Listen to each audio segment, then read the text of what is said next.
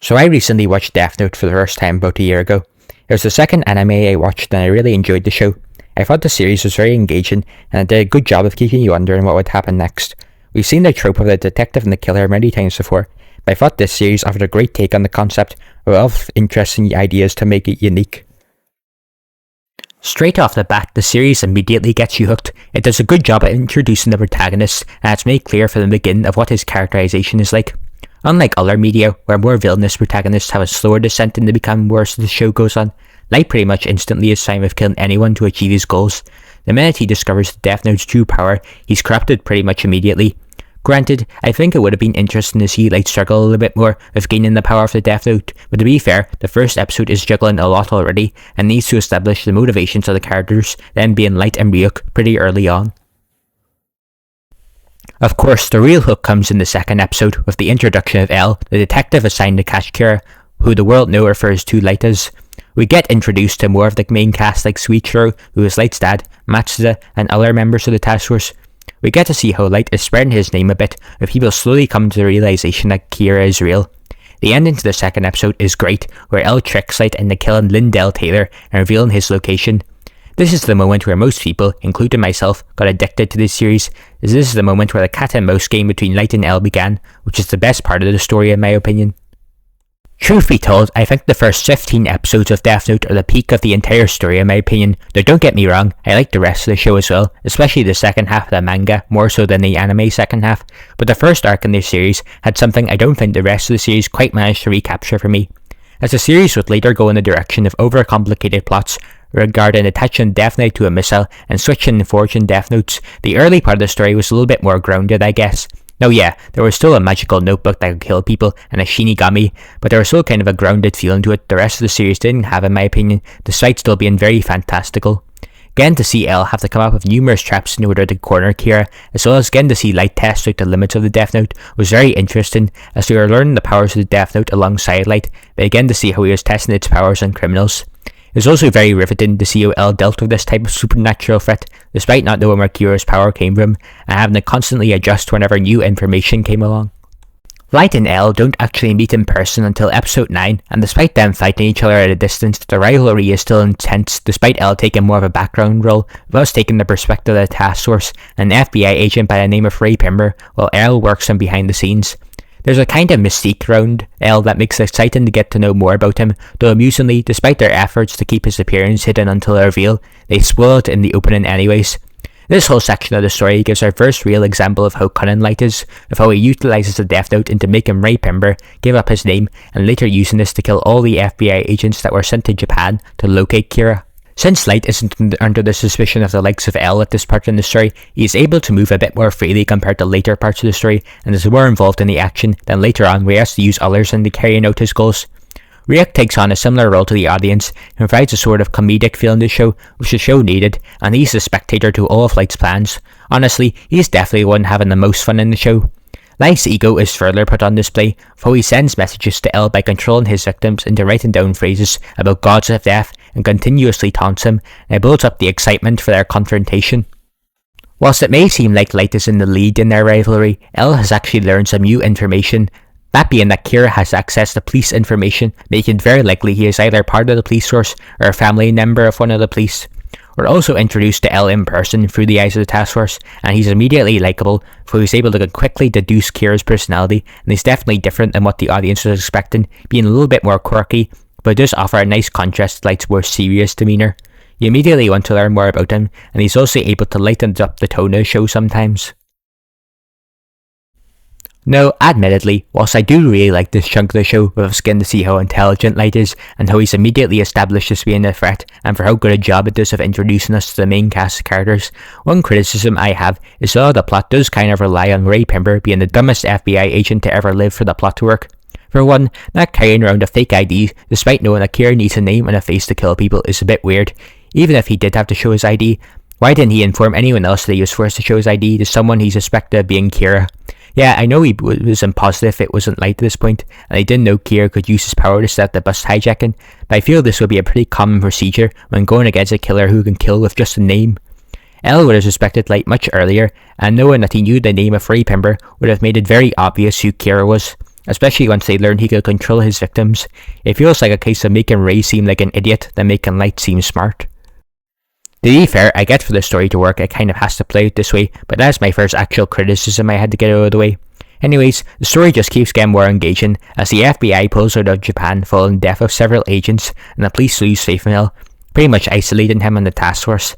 As Naomi Misura, the wife of Ray Pimber and the former FBI agent, starts investigating Kira, she quickly comes to the conclusion that Kira can control his victims before their deaths, and it also happens she knows L, having worked with him before. This presents a new obstacle for Light as he meets up with her and is immediately surprised by how much she was able to learn. What happens next leads to one of my favourite episodes of the show. This whole episode is thrilling and is a testament to how good the writing is, that even despite knowing for a fact Light isn't going to get caught this early on in the series, the episode is still very intense as he tries to get her real name. Tension is further raised as she uses an alias, so Light has to find a way to get her real name without provoking suspicion. Ryuko's also in the background, pressuring Light to make a deal for the Shinigami eyes, and it makes you wonder if he'll be desperate enough to make the deal, especially as he gets closer to meeting L. However, Light is able to trick her, and leads to one of the darkest moments in the show, with Light making her commit suicide, and further cements that no one is safe, even characters you thought would be around for the long haul like Naomi when she was introduced. Despite being around for a short period of time, her character was very likeable and made you want to succeed in capturing Kira, but that just didn't happen. It further cements how evil Light is, how he even mocks her as she walks to her death. Anyways, L finds out about her death, and this leads to him starting to focus his efforts on investigating the suspects who are being observed by Ray Pimber, and zeroes in on Light as he places cameras in his house to try and catch him in the act.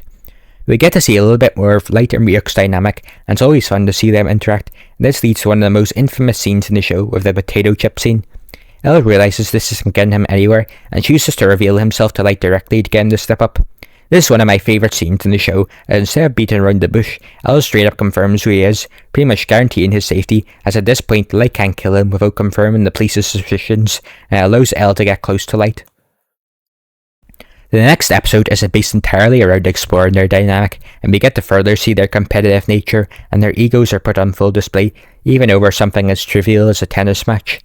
Light isn't willing to let L win over something as small a matter as this, and afterwards they head to a cafe where they discuss the case. This whole interaction is great, as L tries to get Light to slip up by giving him the photos Light used to taunt L earlier in this series, and Light's trying to play it safe by bringing up how he doesn't know if he can fully trust L without someone confirming his identity. L even trolls Light a little bit by giving him a fake message, but Light can't reveal he knows it's fake. Light and L find out Light's dad was put in the hospital due to a heart attack, and they have a discussion about Kira's power and how it has corrupted him. I also like the detail in this moment in the manga that Light's dad only brings up how Sayu definitely can't be Kira, and doesn't say a thing about Light being Kira, kinda alluding to the fact that even Suichiro isn't 100% sure Light isn't Kira. At this point in the narrative, Light and L are basically in a stalemate. L isn't going to give up his name, so there's no way for Light to kill him, but Light also isn't going to slip up and reveal himself, especially with L keeping a close eye on him. This is where the introduction of second Kira comes in. The character of Misa provides the opportunity for Light and L to work together in tracking down this new Kira, each for different reasons. For L, this new Kira isn't as smart as the original, so there's a higher chance she'll slip up and L can learn more about how Kira kills people, which gives him a better chance of capturing Light, and Light obviously doesn't want this to happen. Light joins the task force, and a new element is added as this new Kira has a Shinigami eyes. Light and L's dynamic is put to the forefront as we see L continually test Light, try and catch him out. Episode 11 is the introduction of this new Kira, and they take centre stage as the first half of this episode doesn't actually have Light in it at all, as we see how L and task force deal with this new threat. I will say it's nice to see Soichiro be the one to get in on the action, as he rams a van through the news station and manages to stop the broadcast. It's nice to see the police not be useless for once, and let L do everything for them. I also like how the episode leaves you in suspense, as you wonder if Light took the ideal, as it doesn't show his eyes for a moment, before you realise it's actually another Kira. We also get to learn more about Misa, and she has a much more eccentric and bubbly personality than the other two, which serves to distract from the fact that she's a killer as well. It's revealed that she idolises Kira after he avenged her parents' deaths. There are a lot of mixed opinions among the fans in regards to Misa. Some people really like her character, and others hate her character. Personally, I think she's fine, but I don't think she's a particularly great character or anything. She does help break the stalemate between Light and L, like I said before, and brings a new element to the rivalry, and she does serve as an example of the kind of cult of personality that can be built around a person like Kira, of how obsessed she is with Light.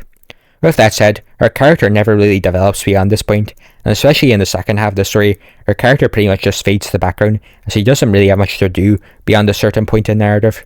Regardless, I think her character is fine. My main issue actually comes from her Shinigami Ren, but we'll get back to this point later. Anyways, L stages a fake broadcast using Light to try and get the second Kira to reveal themselves, and Misa takes the bait. They agree to meet at a location, and Misa finds out Light is Kira after not being able to see his lifespan, proving he owns a Death Note.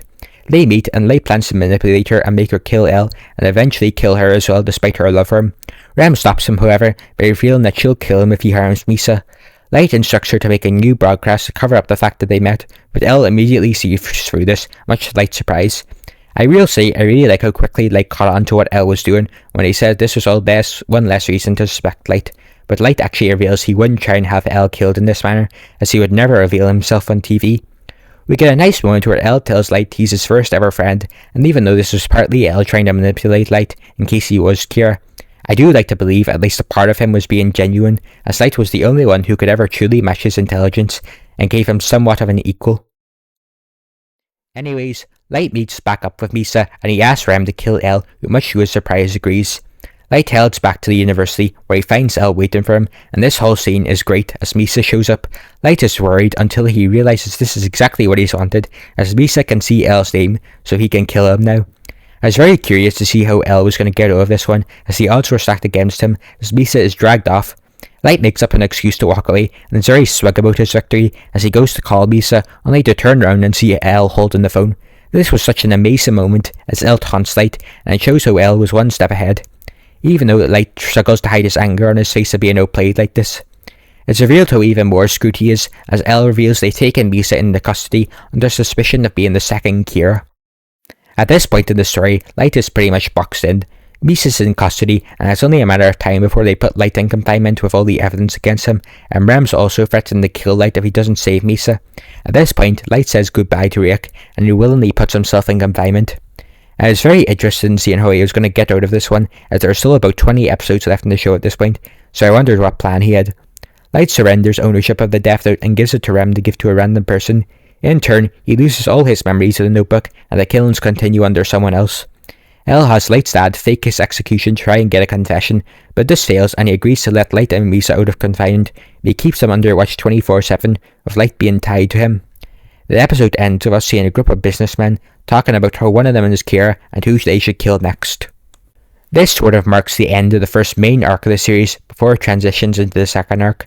As I said before, I believe the first 15 or so episodes are the peak of the show. The story is great, the main characters of Light, L and Ryuk are all interesting, and seeing the rivalry between Light and L progress is riveting as each one tries to one-up the other. Even all the new characters brought into the mix were interesting to watch, like Naomi, despite only being around shortly, was very memorable, and even characters like Misa, who came later on, felt like they organically entered the plot. There were so many twists and turns, and while there are a few flaws, I still love the first arc of the show, and it's definitely my favourite part of the story. The second arc, called the Yotsuba arc, is a noticeable decline in quality for me. That's not to say it's bad, it's still entertaining, but it does kind of feel like the story is being a little bit dragged out. Now, there's nothing wrong with slowing down the pace for a bit to develop the characters a little bit more, and to be fair, some of the characters do get a little bit more time to shine. You notice how so far I barely mentioned the task force outside of Light's dad, and that's simply because they don't really have much to do in the first arc, except stand in the background and get mad at L occasionally. Honestly, when I watched this show for the first time and got to this part, I genuinely struggled to name a single one of them. In fairness, they do get a little bit more to do from this point onwards. I have to say, I did find that moment where Ozawa leads the task force to be kinda weird, because when this scene happened and he was making his big speech and L was acting all sad, I was just like, who are you again? I mean, I don't think it's that big a loss to the team, guys.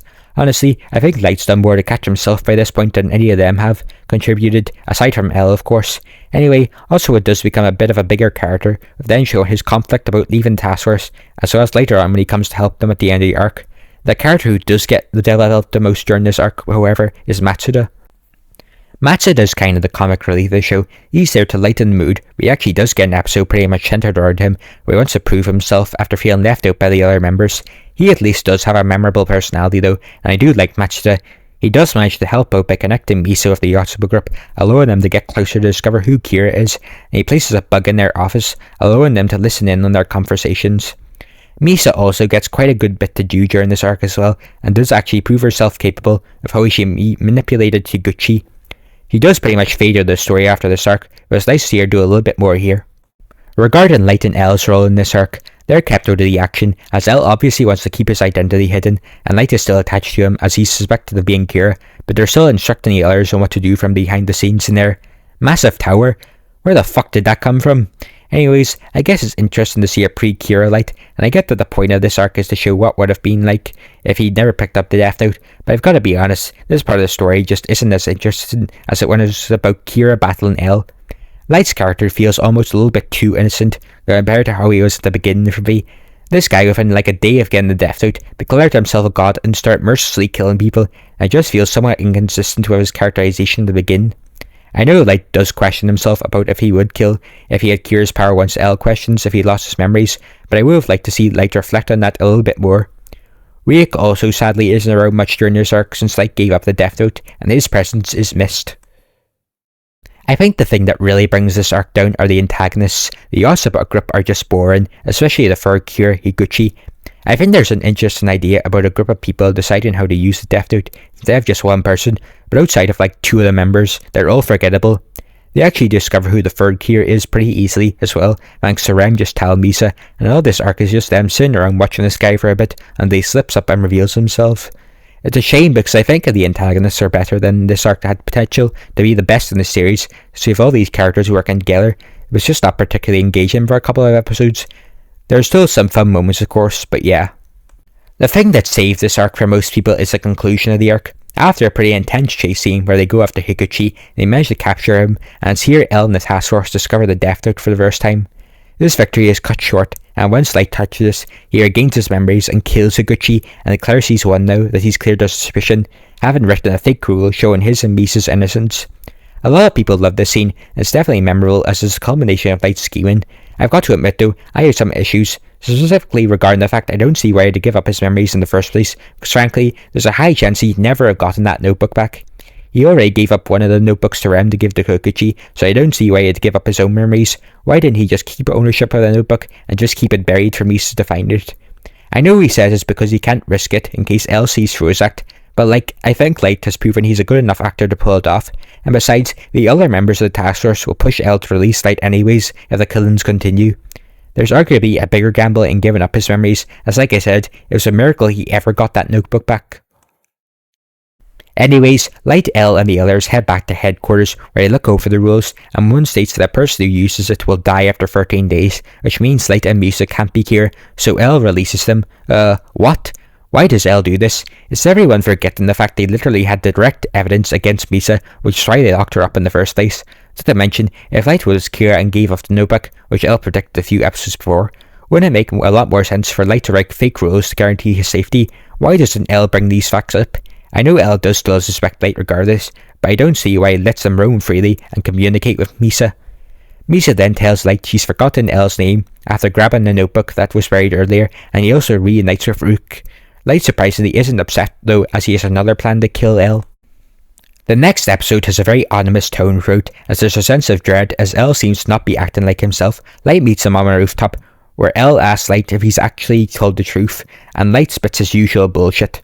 Despite not being in the manga, I really like this scene, and I think it serves as a good final interaction between the pair that they don't get in manga, as that was mainly focused on the shock of L's death, whereas the anime makes it clear something bad's about to happen.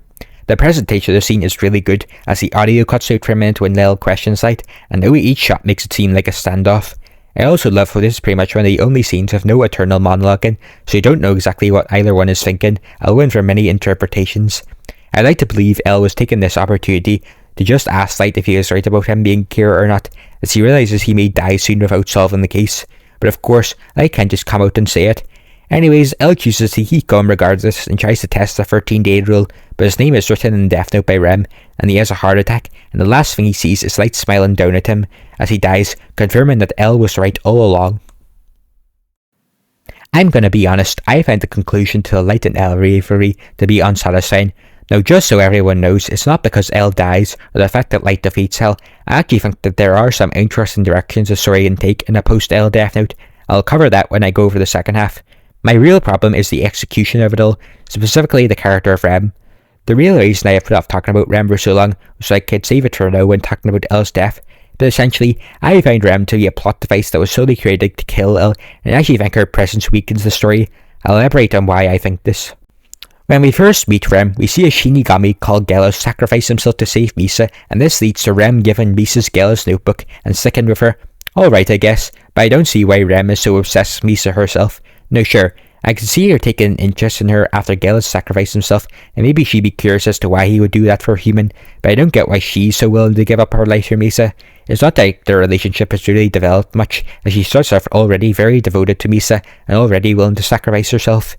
I know you could try and make a case Shinigami aren't the same as humans and have different emotions, but I still found this to be a little bit far-fetched for her to be this devoted to some girl she just met who hasn't really done anything for her. But even ignore my issues with Rem as a character, I also really dislike her role in the story itself. Inevitably, when Light and Misa meet, Light takes advantage of this and asks Rem to kill Elle for him. Now let's assume this has actually happened. Light and Misa trade notebooks for a day and Rem just killed Elle's Elle. This would have definitely felt underwhelming, as if it was this easy, wouldn't it? The thing is though, that's pretty much exactly what happened.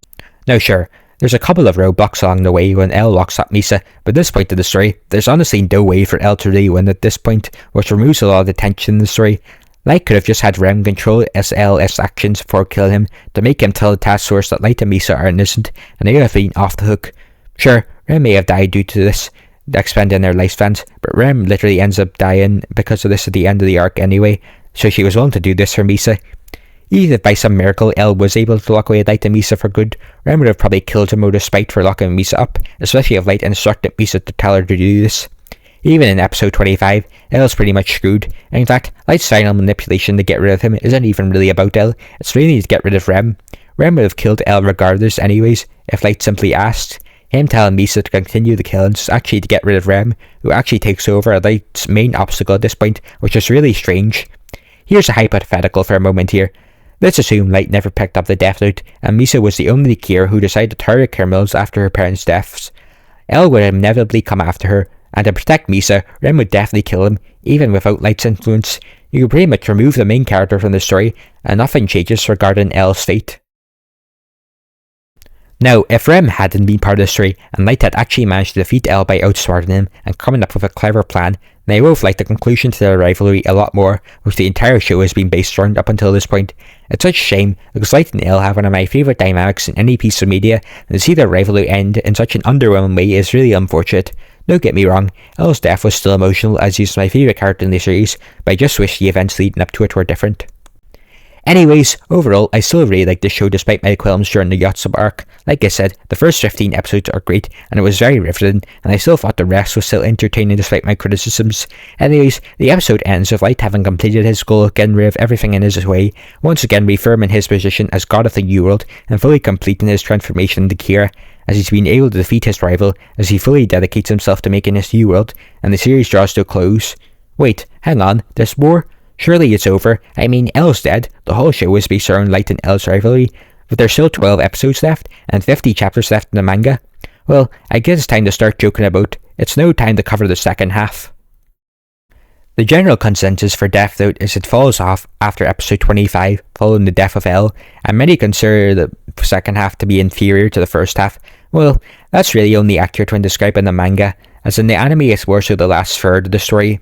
For context, the first 25 episodes of Death Note cover the first 58 chapters of the manga, and it's very accurate to the source material. Sure, there are a few scenes missing as well as a few scenes added, but overall, it's very accurate, and pretty much everything is kept in. However, after Elle dies in the manga, there are still 50 chapters left, and there are only 12 episodes left in the anime after Elle dies, so as you can imagine, the pacing was definitely off with the second half, and this led to the post-Elle part of the story in the anime to be quite a step down compared to the manga. Now, to be fair, the anime still covers most of the plot points in the manga, and the story still plays out similarly. Aside from a few things, the only real difference is the pacing, so some moments don't get the time to breathe they had in the manga, and certain aspects aren't quite as fleshed out, but overall they're pretty similar. Anyways, before we actually start reviewing the second half, I think it's important to consider one question, that being if the second half even needed to exist in the first place. Up until this point in the narrative, the story of Death Note has been about the relationship between Light and Elle. I think it's fair to say the moment where most people got hooked on the series was at the end of the second episode. Don't get me wrong, I liked the first episode as well, but this moment was really what got me engaged in the show. The cat and mouse game between the pair was definitely the highlight, and he went through the best moments in the show. I guarantee most of them would involve this dynamic, whether it be Elle introducing himself to Light, or Elle stealing the phone to save himself and counterattack Light. It's fair to say this dynamic was why most people, including myself, continued watching the show to see which one would come out on top. So when it comes time for one of them to die, a case could be made that's how the story should end, in this case Elle. After all, this is what the whole story has been based around. After Elle dies, a lot of people think that's how the show should have ended, and I see why. However, I personally disagree with this take. The first reason I don't think it should have ended here is I don't think Light should have won at the end. I know some people did want Light to win at the end, but really, what's the message of the story in that case? Being a power-hungry asshole with a god complex that you succeed? I feel like no matter how the story concludes, it was always going to have to end with Light's downfall.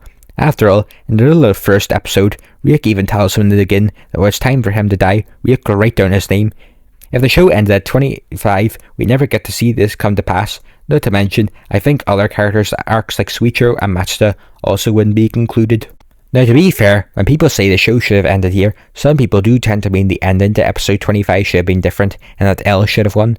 A good example would be an ending similar to the 2006 movie, where at the end of it, after Rem writes down Elle's name and kills him, it's revealed Elle faked his death by writing his own name in Death Note by sending his death to a later date than what Rem had written. He does this so Light will slip up and reveal himself after growing overconfident after Elle's death, which he does, and you get a pretty similar ending to the manga, the only difference being Elle in place of Nier.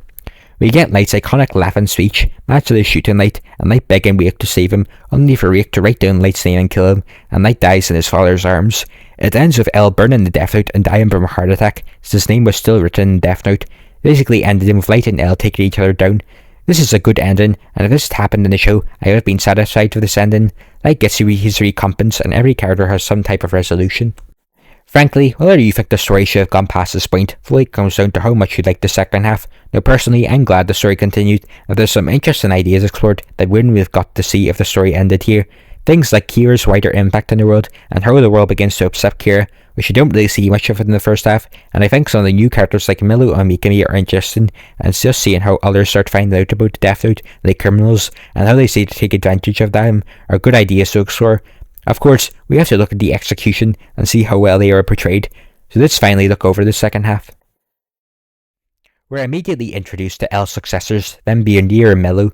There's immediately conflict between the pair as each one's personality collide. These two are supposed to represent the two sides of Elle, Nier being the more colder and analytical side, whilst Milu is more of a risk taker and brash. Granted, we didn't really see much brashness in Elle than we do in Milu, but he does have some of his attributes, though Nier is much closer in comparison to Elle. To get this out of the way, I'll just put my thoughts on these characters though. I think Milu is a good character, and he offers a new type of enemy for Light. He's much more ruthless compared to Elle, even willing to harm innocent people if it means capturing Kira. It offers a new element to the show of Light having to fight someone who's willing to go to such extreme lengths.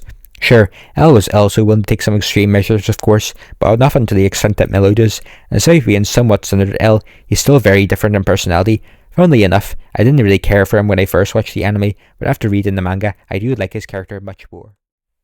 Nier, on the other hand, I'm not the biggest fan of, and he tends to be people's biggest problem with the second half. I will say he's definitely better in the manga than in the anime. To be honest, I didn't really like him in the anime, as he just came off as a lesser rip-off of Elle. I didn't find his character interesting.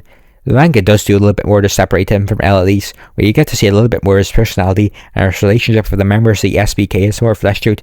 He actually does value his team. I do like how much him and Light just flat out despise each other.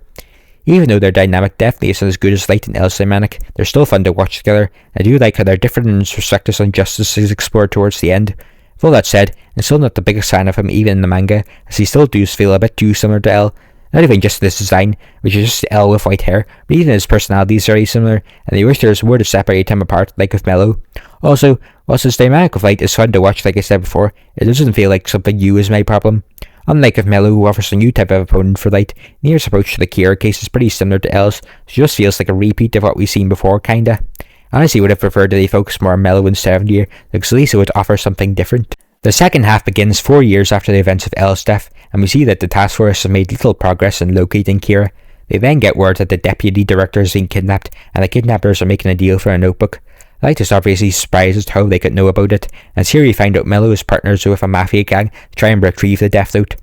Light uses the Death Note to kill the deputy director to avoid a deal, but Milu responds by kidnapping Psionics.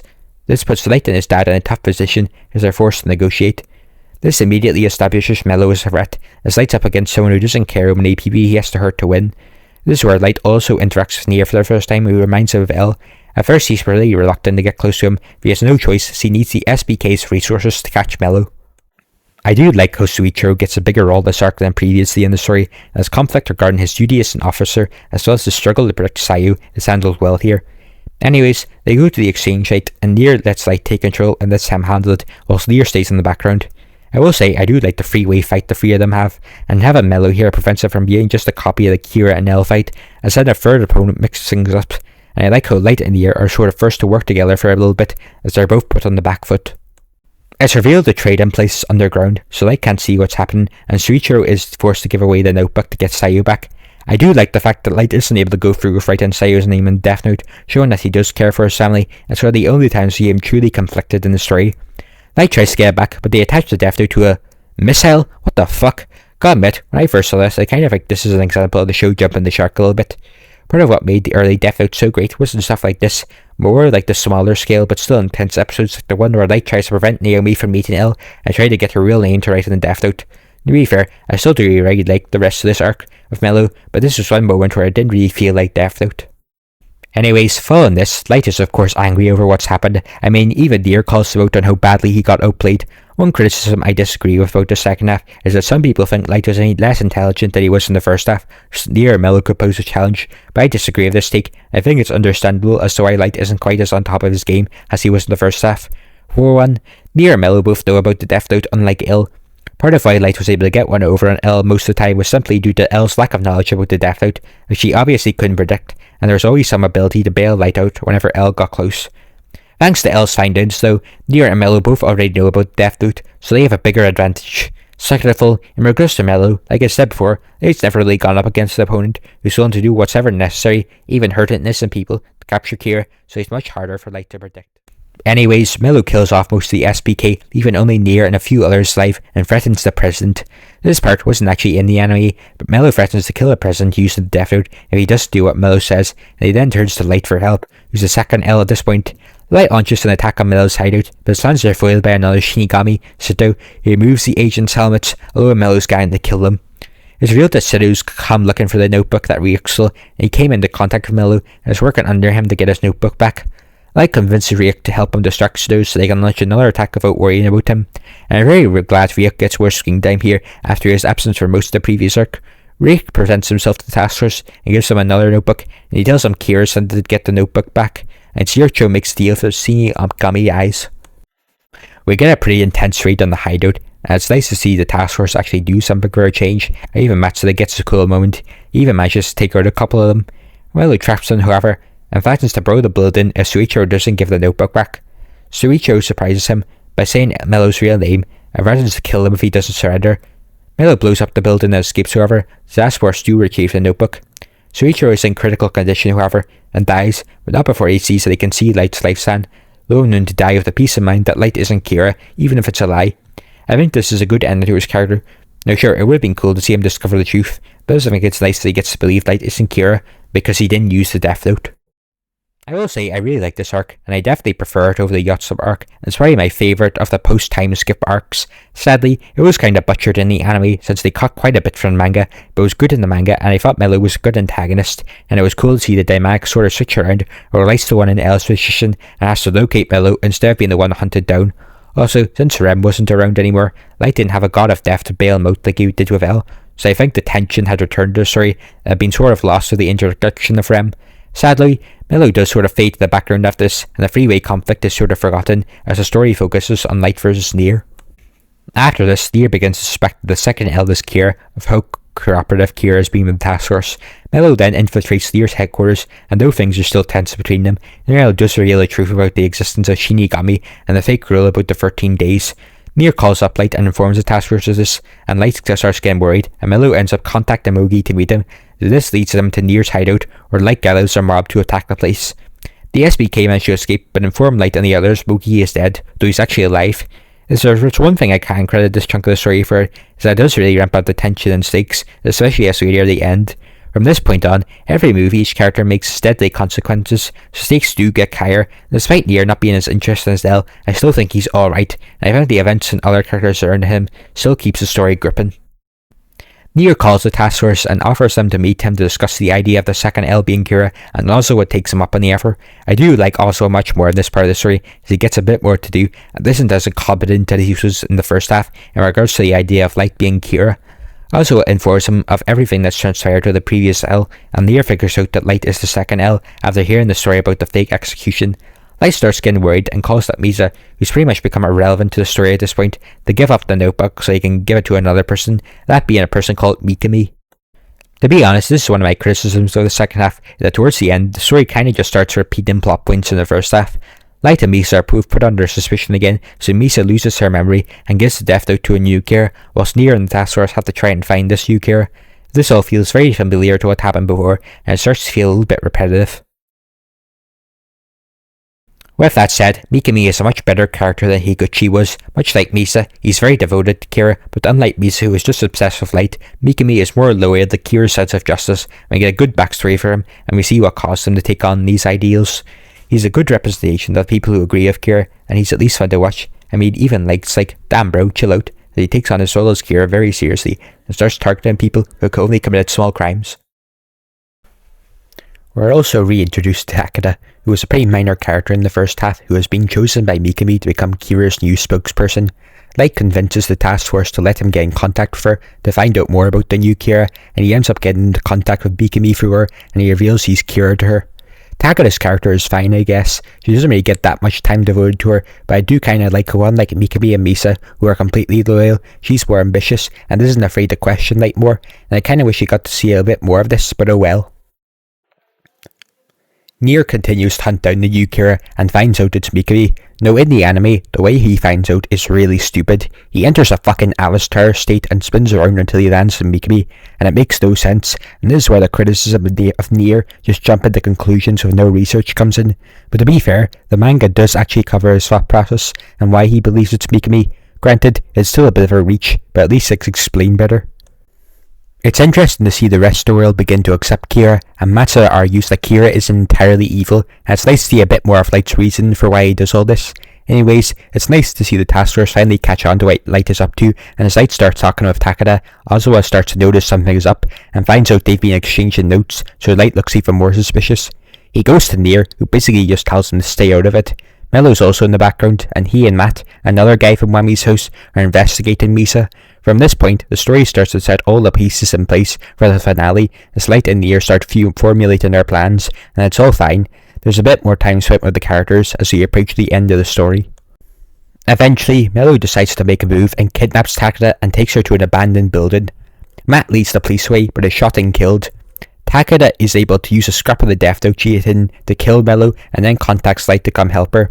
He writes her name in the death note, however, and has her burn the building to get rid of the evidence. Not gonna lie, this ending to Mello and Takeda felt pretty lackluster, and it feels like they're just tying up loose ends before the big final confrontation between Light and Nier, and I honestly don't really know what Mello's plan was, since it was kinda strange, as I don't really know what he fully hoped to achieve. I know they try and explain this at the end of it playing a role in Light's defeat, but I don't really think Mello could have thought that far ahead, but I'll talk more about this later when going over Light's downfall. Anyways, Light and the task force prepare to meet Nier at the Yellow Box warehouse, and even though I've criticised the anime adaptation of the second half, I've got to admit they do a really good job with the last two episodes. The tension in the build-up to the arrival to the warehouse, and even the music, really gives off the feeling of this being the end. They make it inside, where Light and Nier finally meet, and Nier's wearing a mask veil, and Light calls him out on being far inferior to L. Nier explains why he wants to wait for Mikami to show up and write their names, which causes the task force to panic, but Nier then explains why he swapped the notebooks, and this will determine who Kira is, as Mikami wouldn't write the real Kira's name down. Light then smiles, as he knew Nier would do this, and reveals the notebook the SBK altered was fake, and Mikami is the real notebook.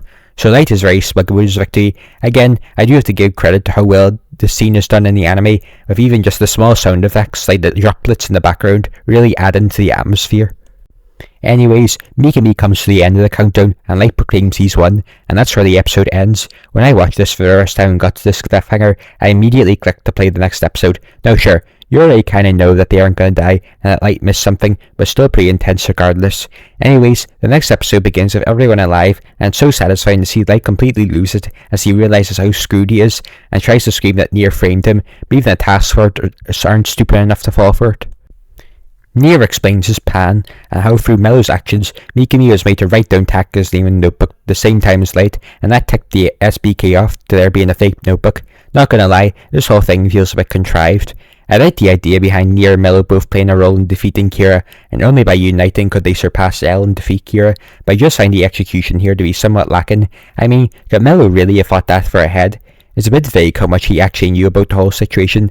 Like, I know he suspects the second L being Kira by this point in the manga, and both him and Takada having a connection, but I just don't think he really could have foreseen all this playing out involving Mikami. To be fair, in the manga, Nier actually does mention that he doesn't think Mello could have fought this far ahead, but then makes Light's defeat out to be more based on luck and actually outsmarting Light. There's also the fact that many people have brought up about Giovanni being able to forge a fake death note in a single night and breaking into a bank so easily, which is pretty silly. To be fair, the epilogue in the manga does at least provide a better explanation for these events, but I'll come back to this point later.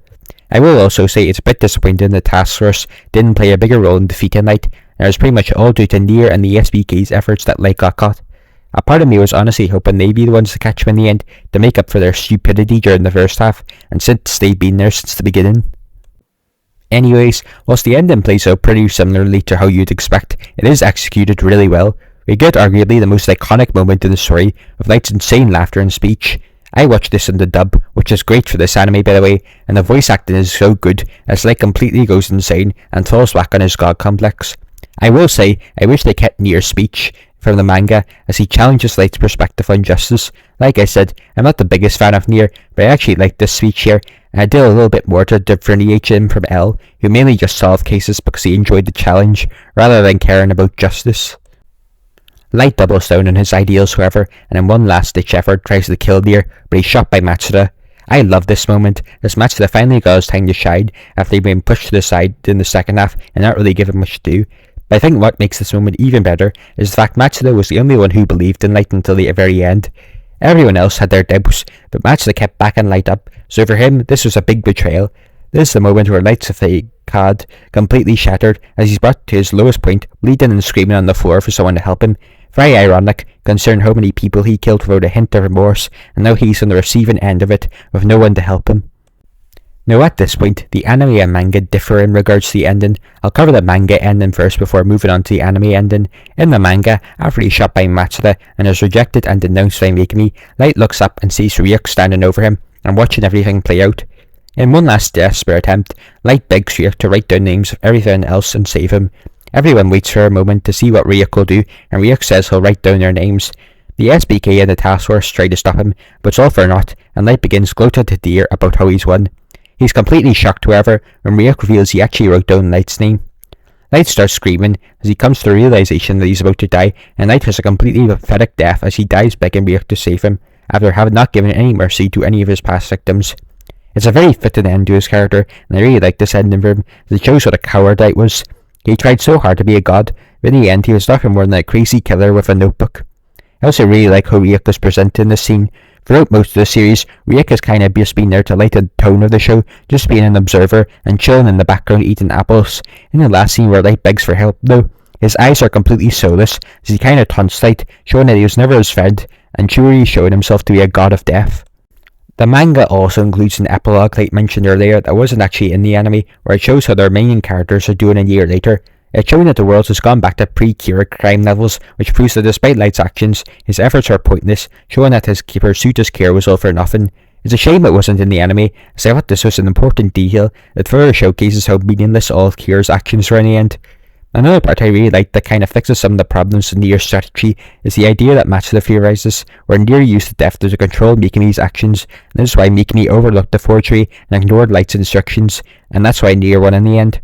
Whilst this isn't confirmed, I like to believe this is the case, as it makes Nier a little bit more interesting, as he's willing to go to such extreme lengths, and it gives a reason as to why Mikami didn't see through the plan.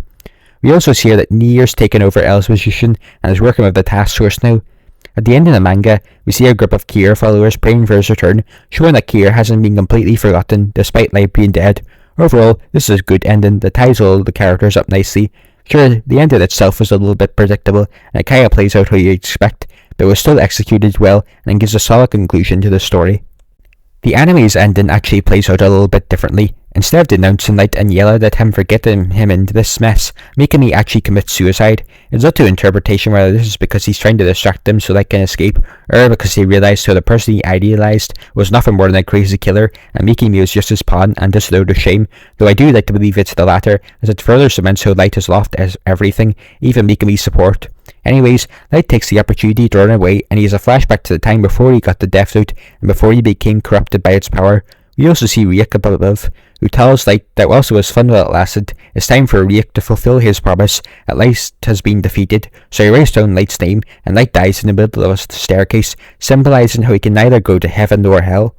We also get to see Misa, who commits suicide after hearing of Light's death, before flashing back to Light, who sees a hallucination of L before he dies, the only person he saw as an equal. Now personally, I still like the anime ending. It's clearly trying to go for a bit more of a sympathetic ending for Light as he reflects on his past self and how far gone he's become, but I think it still works. Some people say it ruins the ending, as it takes away from how pathetic his death was in the manga, but still a pretty bad way to go out. He still screams for someone to help him after trying to kill everyone. The only difference is he runs away for a bit before dying alone in the middle of some staircase, hardly the way Light envisioned he'd go out. You still get Ryuk's speech as well, but instead of taunting Light to his face, he does take on a more nostalgic tone before writing his name down as he recounts the fun they had, though he doesn't really have any remorse about it either, as he's still smiling about it. It does come across as being more of a mercy kill in the anime as well, as Light was pretty much on the verge of death anyways in the anime, but I still think it works well. It's a shame they didn't keep the epilogue though.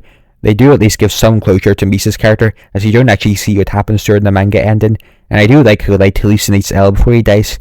It's a satisfying ending, even if it presents Light's death differently. I think both versions work. With all that said, it's time to talk about what my thoughts and feelings are in the second half as a whole. Overall, I liked the second half, and I think it was necessary to continue the story past the first half. Now, is the second half as good as the first half? No.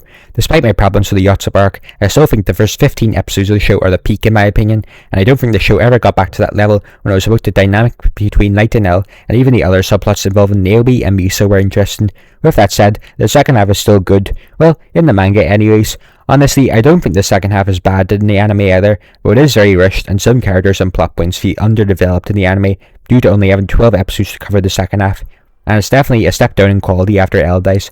Now sure, I had complaints about the second half in the manga as well, like I wish the Task Force played a bigger role in taking down Kira at the end, and I'm still not the biggest fan of Nier even in the manga, and I wish Mello got to do more after Suichiro's death, but overall, I still like the second half, and I think the story is a satisfying ending at least. Anyways, I'll see you all next time.